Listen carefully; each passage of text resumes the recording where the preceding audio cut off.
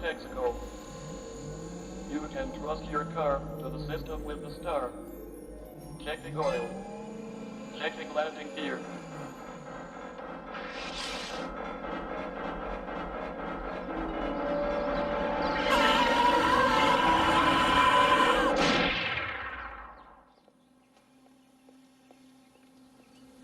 Shark still looks fake. Hello again. Essay here. Any of you who is familiar with South Park probably heard the phrase member berries. Now, of course, in the original episode, I think it came out, I think it was back during Obama, but anyway, it was basically a joke about people misremembering things. Ever heard the phrase the good old days? Yeah. In other words, people probably say, oh, things were a lot slower in the good old days. And yeah, you also had a lot of, a lot of bad stuff going on, like Jim Crow, but whatever. But the thing is, member berries also applies to other things, like entertainment, movies, music, stuff like that. I mean, for example, people complain a lot about how music was better in the 20th century. Why? No auto-tune garbage. And indeed, wait for you ready. There's one AI site, I think it's called Sora, I think it's called, where you can enter any text into the damn chat bot, and the damn thing will write a song and play it. And you say, what? Yeah. And in fact, Timmy Pool, he demonstrated that. I couldn't believe it. He took, I think it was a comment. I think he took some comments that were off of Twitter X, and he fed it into Sora, and then Sora wrote a song and then played it back with musical background and everything, and it sounded weird. I mean, it almost sounded human, but not quite. But whatever. But anyway, when it comes to movies, yeah. Now, of course, anyone who's watched as many movies as I had knows that, yeah, when it comes to member berries, it usually applies primarily to Hollywood sequels. And of course, anyone who's watched, like I said, anyone who's watched as many movies as I've had know that one thing that Hollywood can't resist is making sequels. I mean, no joke. I mean, anyone who's ever watched, say the original Frankenstein, you know, with Boris Karloff, yeah. And of course, Dracula. The Mummy, the Invisible Man, Werewolf, and wait for it. Do you remember the Thin Man movies? I remember those movies. In fact, my mom used to watch them back in the past, and she liked those films with Myrna Loy and that other fella that was in them. Can't think of his name. And she also liked the Sherlock Holmes films, you know, with Basil Rathbone. And hey, as a kid, I watched those films. I liked them too. They were pretty good. And of course, anyone who remembers Hammer horror films, oh my God, yeah. And let's not pretend, even though I think by the 1970s, the people at Hammer were running out of gas, they kept cranking out those films. And let's not pretend, Christopher Lee, he plays a very good Dracula. And Peter Cushing, he plays a very good Dr. Frankenstein. Okay? It's just that they kept cranking out those films and they just went crazy. And of course, oh my God, the Planet of the Apes films, oh my God. I watched those things back when I was a kid. I liked those films. I still like them. Though I have to admit, I don't like Escape from Planet of the Apes as much. But I do like Conquest. Conquest is good. And of course, Battle for Planet of the Apes, not really. But yeah, and of course, as you know about the damn Redux films, oh yeah, Not really warming up to those things. And oh my God, don't get me started with James Bond. And believe me, let's not pretend. I was watching those things back when I was a kid. Indeed, I think the first James Bond film I saw, I think, was either Goldfinger or Thunderball, and I liked it. It was good. And then, of course, as I got a little older, I didn't realize, oh, so that's why Roger Moore is playing the character originally of Sean Connery, and of course that Aussie guy who came in the middle. I can't think of his name at this moment. Yeah, because the damn Broccoli's who controlled the franchise just kept cranking out films, even though, wait for it, you ready? Most of the films were not based on the books. I mean, for example, how many of you actually saw The Spy Who Loved Me? Yeah. Well, guess what? It wasn't about some crazy kook who wanted to start a nuclear war between the United States and the Soviets by hijacking a couple of submarines in the open ocean. No. It was, wait for it, you ready? That book, the original book, Ian Fleming book, The Spy Who Loved Me, was about some woman having a one night stand with James Bond. And you say, what? Yeah. That was the original part of the book. But then the Broccoli said, oh no, let's make it into a huge extravaganza about nuclear Armageddon. And wait for it, you ready? The other film, the Moonraker, guess what? It wasn't about some crazy guy named Dax who wanted to annihilate humanity and start fresh. No, it was about some crazy neo-Nazi who was working for the British to develop their nuclear arsenal, except he had rigged the damn ICBM to fire off at London and blow it up. But anyway, this video is not so much about sequels past. It's videos about sequels present.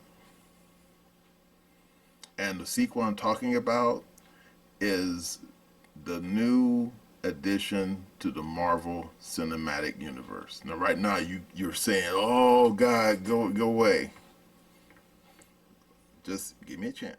Just a quick reminder to all of you that my short story, The White Cat, is still available on Substack. The links are down below in the description. Join Margot Thompson, a beautiful stage actress and recent widow who finds salvation in the form of a white cat during a night of terror. And while you're looking up my oddball thriller, my book series, Glitch, is still available on Amazon, Barnes & Noble, and other bookstores. The links are down below in the description.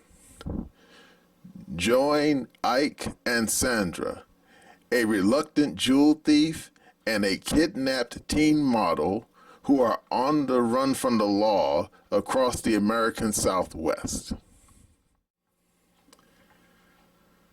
Now, our old friend, Critical Drinker, he made a video about this upcoming new addition to the Marvel Cinematic Universe. And believe me, once you see it, then you'll probably have the same opinion I have. Okay, are you ready? Here we go. It really has been a rough couple of years for the MCU, with an unpleasant combination of a multiverse story arc that never really got off the ground, disgraced stars that forced major course changes, box office flops, disappointing underperformers, and occasional isolated successes that were impossible to capitalise on. It's a franchise that's been drifting directionless ever since Endgame, with no clear narrative drive and nothing in particular to get excited about, and from the looks of things so far, 2025 isn't shaping up much better. What they really need is a good old Avengers movie, something to reunite the scattered characters and wandering storylines of the MCU into one big blowout finale so that they can move forward into a bold new era of storytelling. And the thing in question is Avengers Doomsday, scheduled to release in May of next year. Well, actually it's the first part of that thing. The second part is going to be Avengers Secret Wars in 2027, which, if the rumours are true, will basically act as the endgame to Doomsday's Infinity War, capping off the current era of Marvel movies and probably feeding into a soft reboot of the entire franchise. And not before time either. Now, because it's been quite a while since anyone got excited for anything MCU related, it was vital that Marvel did everything they could to build up the anticipation for this one. So what did they do, you might ask? Did they release some kick-ass teaser trailer to get the audience pumped up? Did they give tantalizing hints about the exciting new direction they'll take with the story? Maybe even some interviews with the cast and director? Wrong. Nah, they just dropped a 5-hour live stream with a bunch of names on the backs of chairs.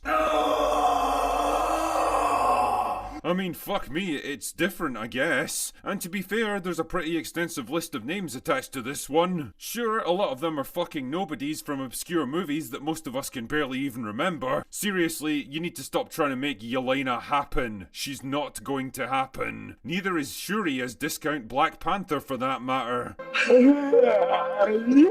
However, there are some big names in there too. Once again proving that every man has his price, Robert Downey Jr. is coming back after being away for more than half a decade, this time playing Victor Von Doom, which I'm sure totally isn't a cheap way of backdooring Tony Stark into the franchise again. If I was a cynical man, I'd say that old Robert here might have been missing those big Marvel paychecks lately, because his post-Endgame career hasn't exactly been jam-packed with box office smashes. The thing is, as awesome as he was back in the day, he's almost 60 years old now, and he kinda looks it, and I'm not really sure I want to see a stringy, washed out, aging, veganized actor like him half-heartedly going through the motions for an easy payday. It's a bit like dragging your dad along to a Comic-Con dressed as some anime character he's never heard of, and forcing him to pose for pictures with people a third of his age. I'm actually kinda surprised to see Chris Hemsworth coming back though, when he seemed to be pretty much done with Marvel after the disaster of Love and Thunder. I wonder what they've got in mind for him this time. Can't wait to see Thor go on another journey of self-discovery to find his true purpose in life for like the 5th time in the past decades. Pedro Pascal's also making an appearance in this movie, naturally, because he's in literally everything. In fact, I'm not entirely convinced he isn't in this room with me right now. Oh wait, that's just Tatiana. Shut up, I'll feed you when I'm goddamn good and ready! No sign of Brie Larson as Captain Marvel, though. Is that like a personal attack or something? I mean, I know she's been overshadowed by people like Rachel Zegler in recent years, who did what she did, only bigger and faster and more retarded. But you know what? Brie did it before it was cool. She walked so that Rachel could fly, and I think she deserves closure, damn it. But the biggest surprise, if you can even call it that, was the contingent of old X-Men actors making an appearance in this film. And fuck me, I really do mean old. Patrick Stewart and Ian McKellen, who are both well into their 80s now, are reprising their roles as Xavier and Magneto. So are Alan Cumming, Rebecca Romaine, and James Marsden. I wonder if Rebecca's gonna have the balls to get into that blue bodysuit again. And you can bet your left arse cheek that Hugh Jackman won't pass up an opportunity to play Wolverine again, even if he hasn't been officially announced yet. The thing is, haven't we done the whole bring back the X-Men actors for nostalgia bait routine like several times already? I mean, I like those actors as much as the next guy, and it feels like there's a growing nostalgia for that early 2000s era of superhero movies, but really, what are we trying to accomplish here? Just another multiversal clusterfuck where we bash a bunch of toys from different franchises together and hope something interesting happens? And I guess that leads me into my main takeaway from this whole thing. It all just feels a little bit desperate. Just one big gimmick, baiting people into watching it for a chance to see their favourite character in action one more time. And the thing is, that's really not what the Avengers movies are supposed to be. Fuck. Films like this are supposed to be the culmination of a storyline that's been carefully building up for several years across multiple movies. It's the big release of dramatic tension that you need every so often, but the problem is, there is no dramatic tension in the MCU anymore because nobody seems entirely sure what the fuck's even happening in it. Captain America Brave New World mentioned at one point that the Avengers technically don't even exist anymore, and it took me a moment to realise, oh yeah, he's actually right there. It's been so long since any movie in the franchise actually actually addressed the state of the Marvel Universe that I'd stopped even thinking about it in those terms anymore. Much like Star Wars can't seem to make any new ideas work, Marvel is now forced to reference itself to generate interest in its new projects, drawing on the past to try to prop up the present. Like an old man with his best days long behind him, all the MCU can really do now is reminisce about happier times, when it was still young and cool and respected, when it was still doing great things, and people flocked to see its latest offerings on their own merits. Okay, you saw that, right? Now, right now, you're probably thinking the same thing I'm thinking. Will someone please go down over to Disney and go over to the department where Marvel Studios is and just pull the plug already? I mean, seriously. And of course, as you saw in Critical Drinker's video, they're bringing back Robert Downey Jr. And no, he's not playing Iron Man. He's supposed to be playing Doctor Doom. And of course, anyone who's been paying attention knows that they haven't made a decent Fantastic Four film yet. And this film, Doomsday, is not even technically a Fantastic Four film. Because as you saw in Critical Thinker's video, they're bringing back Patrick Stewart. And what's that old dude that was playing Magneto? Yeah. I'm thinking, why? I mean, those guys weren't, as far as I know, Dr. Xavier and Magneto never appeared in any of the damn comic books, you know, for Fantastic Four. At least I don't think. I mean, maybe they did have some crossover episodes, but I can't think of any. I can't. So then you probably saying, oh my God, this film, this upcoming Doomsday sounds like a one big back horrific mess. Oh, really? You think so? Probably no more than a mess than that damn black Captain America they just slapped together. And then, of course, as the cliche goes, how low can you go? And believe me, the history of sequels tells you they can go pretty low. I mean, for example, remember the damn Halloween sequels? Yeah, they should have stopped at number 2. And I ain't even counting the damn ones that Rob Zombie made. And oh my God, the Halloween films. Jesus Christ. Or oh my God, the Indiana Jones sequels. Ugh. And the Terminator sequels. Oh my God, they killed that franchise. They should have stopped at number 2 there as well. And don't get me started with Predator and Hellraiser and even Die Hard. And I like Die Hard. I actually like the first 3 films. But then they should have stopped. But they won't stop. Why? I don't know. And of course, some of you are probably saying, oh, what about the Scream movies? Yeah. They should have stopped at number 3 as well, and they just keep making them. Like I said, these people in Hollywood, why can't they just think up something new? I mean, for example, ever heard that Electric State? Yeah, with that girl from the damn Stranger Things series. I can't think of her name. What's her name? Molly something or other. I can't remember her name. But anyway, yeah. But anyway, now that was something new. And I remember reading about it. Yeah, it was based on a book, a comic book. But then, of course, these damn people, I think the producers, I can't remember their names, they screwed it up. Why? Because I remember reading at the time that the 2 guys that produced that Electric State film, they said they read the comic book and they said they liked the comic book, but then they admitted that they didn't understand it.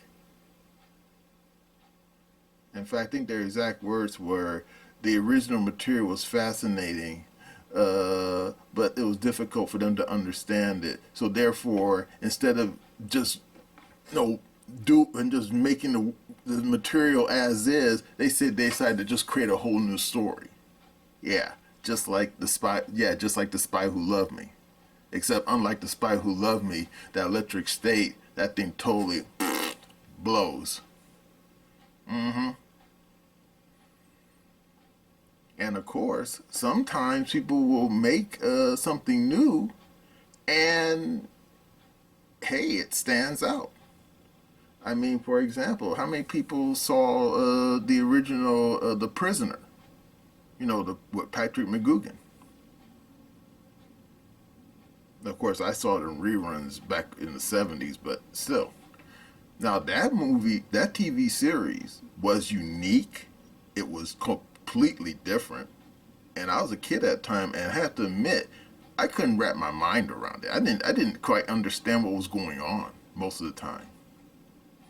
And I remember reading afterwards that it was an unofficial sequel to this British TV show called Danger Man, which also had Patrick McGoogan in it. And wait for it, you ready? This is the part you're going to love.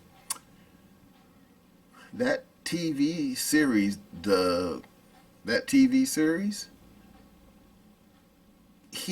Patrick McGoogan, who not only starred in, he also helped produce and actually wrote some of the episodes, as well as even direct some of the episodes.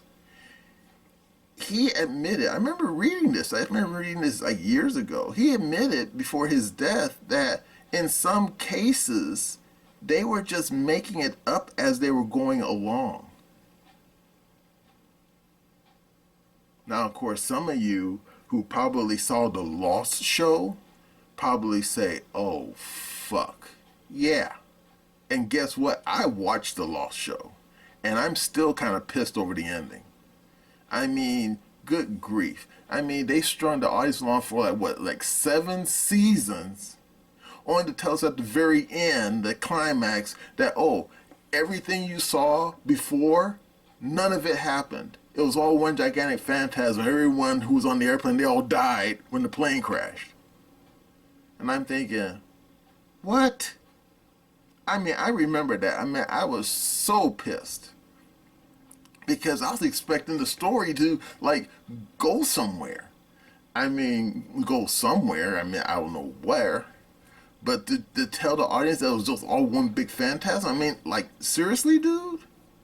I mean, for example, Rod Sterling, he did a similar episode on Twilight Zone. I remember the episode. I can't remember the name of it now. Where supposedly in the storyline, this guy's about to be executed for, I think, for desertion. You know, supposed to happen during the Civil War. And then at the last second, the guy manages to escape. He somehow jumps into a river, swims, gets on, I think, finds a horse, and then rides to his home. And just as he enters the door to meet his wife, the story then snaps back to right where the guy gets hung.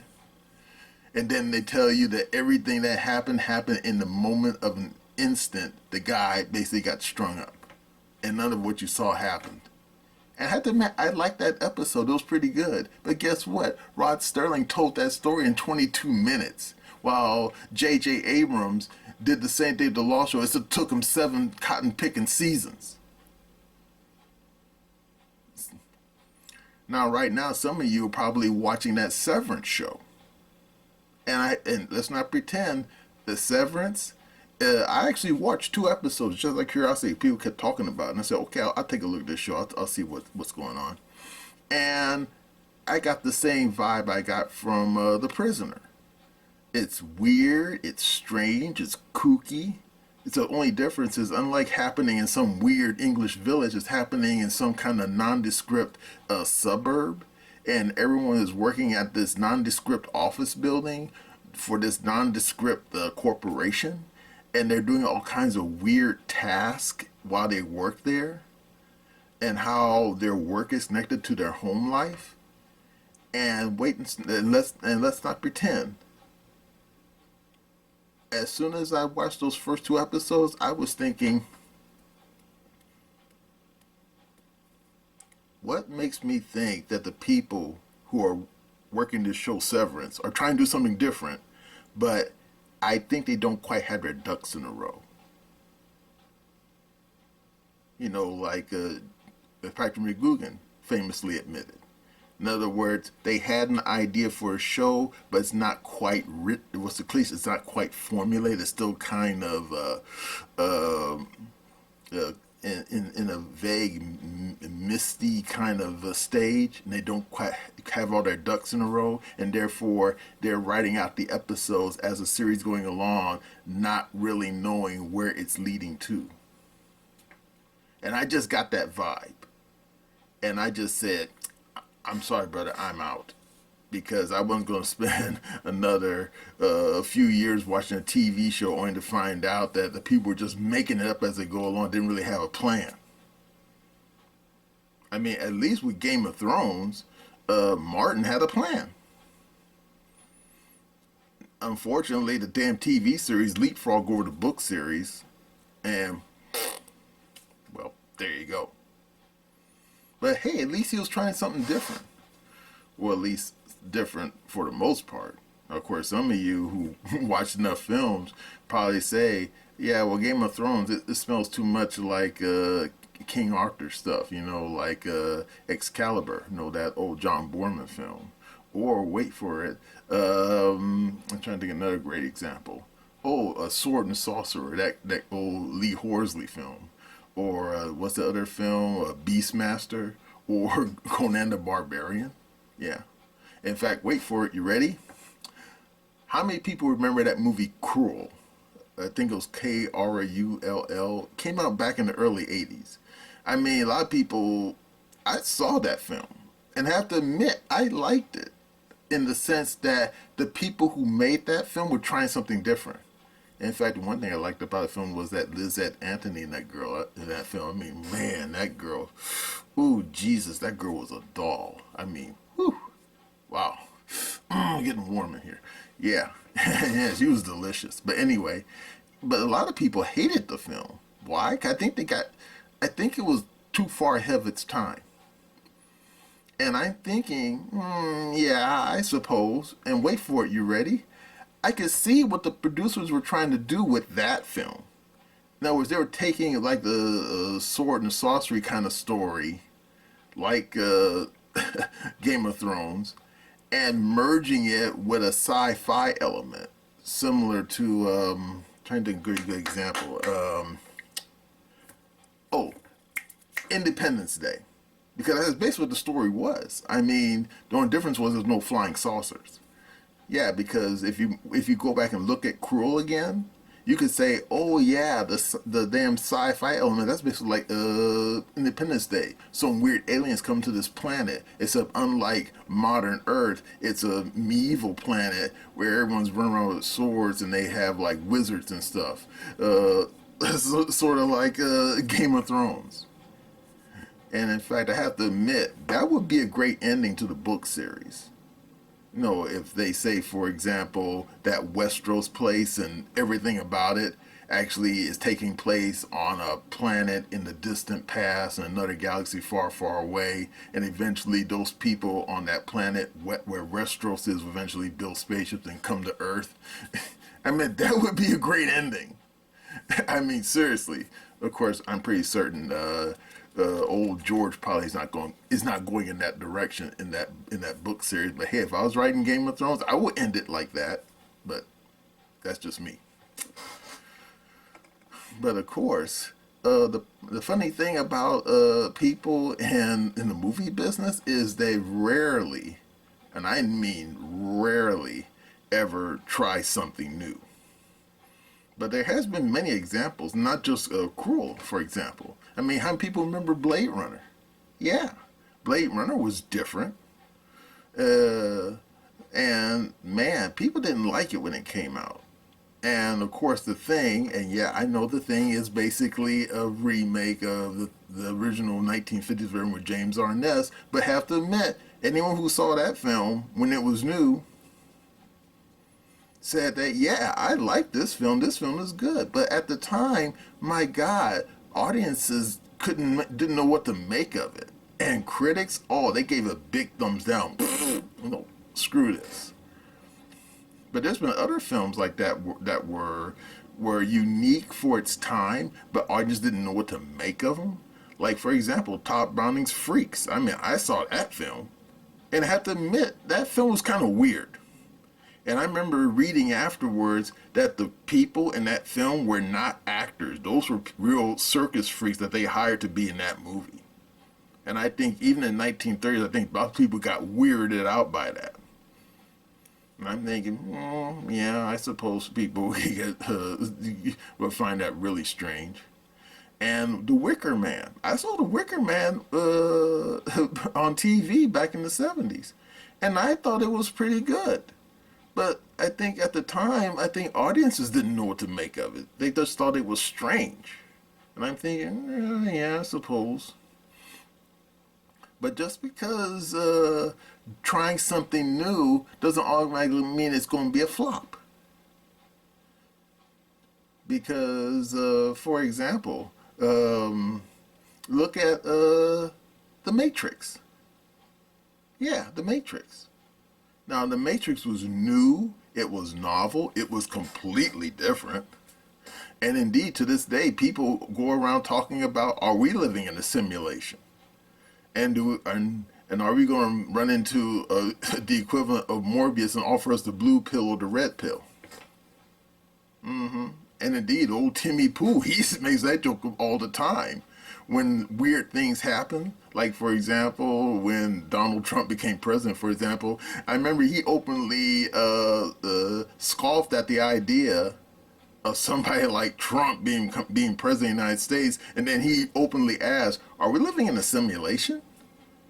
And guess what? To this day, some people actually believe we are. But whatever. But anyway, back to this damn stupid thing going on with Marvel. These people need to just put down the comic books and push them away and just make something new. Because, for example, have you ever heard of the Blacklist? And no, I don't mean that Blacklist. I ain't talking about that TV show. No, I ain't talking about that. No, it's a list that comes out of the Screen Actors Guild. Not Screen Actors Guild. It comes out of what they call it, the Writers Guild of America. But basically, they're basically one of the Hollywood guilds. But anyway, I remember reading about this list years ago, and it's basically a list of unproduced screenplays. And you say, so what? I get that part. Because if you go over to their building out there in Hollywood, they have a vault. And inside the vault, they have a whole pile of screenplays in there, written by people going back to the beginning of the guild. And these screenplays, none of them have been produced. And the way the story goes is this fella, I think his name was Leonard, I can't remember his first name. He went into the vault, and then he started looking at all these screenplays. And he saw that a lot of these screenplays were actually pretty good.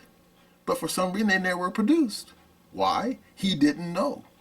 So then he started, so at every year or so, he'll put out a list of what he thought was, the best screenplays that unproduced that should be produced. And let's not pretend, some of these screenplays actually were pretty good. For example, do you remember that Argo film? The one that Affleck made? Well, guess what? It was on the blacklist. And then after this guy Leonard found it, and he said, hey man, I got this screenplay for this weird story about what happened during the Iran hostage crisis. And Ben Affleck said, hey, let me take a look at that screenplay. And he said, this looks pretty good. I think I'll make it. Yeah, and that's not the only one. How about Slumdog Millionaires? Remember that Hindu story? Or how about The King's Speech? Yeah. Or do you remember Juno? Yeah, that's another one. In fact, there's been a whole bunch of these screenplays that were on the blacklist going back, I think, damn near 20 years. And a lot of them later were made into films because some producers got off their butt and said, hey, I want to take a look at this and see if it's any good. Yeah. Like, for example, The Prestige. Yeah. Now, I know that Christopher Nolan and his brother technically got credit for that film, but hey, it started out in the blacklist. They just kind of fine-tuned it a little. I mean, we can say dealing with Christopher Nolan. But yeah, and a lot of these blacklist films have been made into movies. And indeed, I think indeed, are you ready? Are you ready? Do you remember Zombieland? Yeah, it was on the blacklist. Mm-hmm. And and there's yeah, and there's another one I remember. Oh yeah, that crazy one that what's her name made? Damn, Natalie Portman made about the people going to that weird place. I think it was called, was it Annihilation or something like that? No, they went to that weird place where all kinds of weird things were happening at. Yeah, that was on the blacklist too. I didn't know that. I said, really? That was a blacklist film? I didn't know that. Yeah, in fact, I think one of the last screenplays that I remember seeing that was made off of the blacklist was, I think, Queen and Slim. I don't know if you ever saw that film. It was a crime drama about these two people who were on a date and they inadvertently shot a cop. And after that, they were on the run. They said, like, oh shit. Yeah, that was actually a pretty good film. And another one that was also on the blacklist was that crazy film that came out, I think, not too long ago. I don't know if you ever saw it. It was called The Menu with that Joy chick. You know, what's her name? Anna Taylor. Yeah, that skinny girl. Yeah, she. You know, remember she was in that insane M. Night Shyamalan film with what's his name, where he was playing a crazy guy with multiple personalities. Yeah, you remember that film? Yeah, well, the same chick from that film. Yeah, that there's a movie called The Menu that was on the blacklist, and I remember that film. And I was thinking, damn, this film looks vaguely familiar because it was basically about cannibalism, but whatever. But yeah, I think that was one of the last films I recall that was on the blacklist that was actually made into a film. Now, it did kind of so-so. Because that's the funny thing about the blacklist. Sometimes a film from the blacklist actually does pretty well. Sometimes it doesn't. But at least someone's trying something new. And I'm wondering, would it hurt that much for these people over at Disney to just get off their butts and go down there and take a look at the blacklist and say, hey, let's see if some of these screenplays we can make. And wait for it. You ready? They won't have to spend like, oh my God, $270 million like they did on that recent disaster called Snow White. Mm-hmm. And of course, if you've been paying attention to that saga, no, I don't think Snow White is going to make its money back. Mm-mm. Not in this lifetime. Probably not in the next either.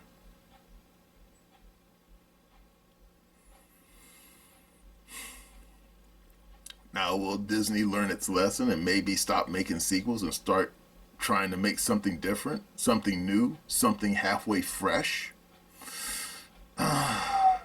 I'm betting no. Which is a shame. Because I think audiences would like to see something new, something fresh. I mean, for example, that damn movie I just mentioned, Electric State, guess what? That movie flopped. You know why? Because the guys who made that film, they didn't understand the stories. They threw it out, and you know what they did instead? They basically made a photocopy of, guess what? A Marvel film with a 90s aesthetic. Problem is, I think they said they imitated Infinity War. I think it was. They took some of the cues from Infinity War, and then you're surprised the film flopped. I mean, you're basically photocopying a film that hadn't been out a decade, and audiences saw that film, and then you're surprised that audiences said, "Hey, man, this is like a replay of Infinity War. Why want to spend $50 to see this?" Yeah. In other words, those clowns that made that film, they should have stuck with the original story. Maybe audiences would have liked it. Because from what I read, that Electric State, the comic book, people actually did like the comic book. But these knuckleheaded film producers didn't want to stick with the comic book. They say, "Oh, we're smarter than you. We're going to make something completely different, make it look like, we're going to borrow bits and pieces from the Marvel Cinematic Universe and whatnot, and because we know what we're doing." Yeah, and look what happened. Your movie flopped. Seriously, dude, you should have just stuck with the story.